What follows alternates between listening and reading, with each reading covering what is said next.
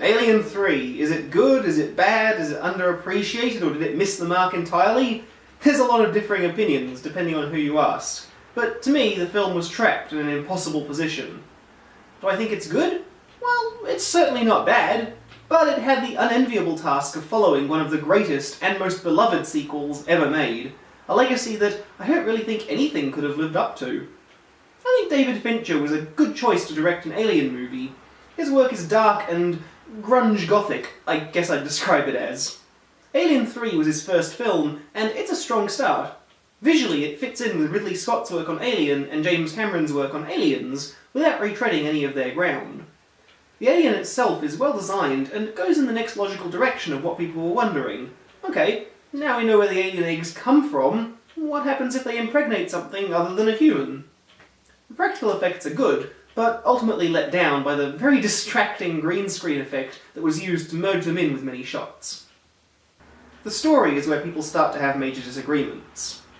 The decision to kill Newton Hicks off-screen before the movie even started was a real slap in the face to many fans of Aliens, and I can see why.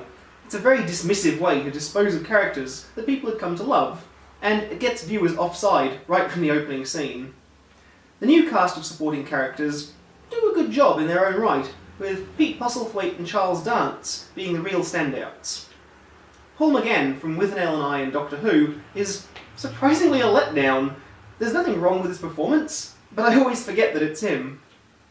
I'm a little more forgiving of the film when I remember that Alien 3 wasn't originally intended to be an alien movie at all, and instead of a prison planet, originally it was going to be set on a wooden spaceship filled with monks, a concept that I always find fascinating to think about.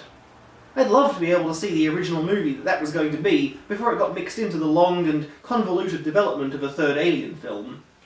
It went through many, many different writers and directors, all with different ideas that didn't quite work, and all of whom eventually left the project, which continued to be then meddled with by studio executives. With all that in mind, it's amazing that the finished film is even coherent. The decision to kill Ripley at the end was made even explicitly so that no more sequels could be made, but I guess that didn't take.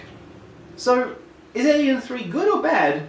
Well, it's kind of both and kind of neither. I think you just have to watch it for yourself to find out, as long as you don't watch it immediately after watching Aliens.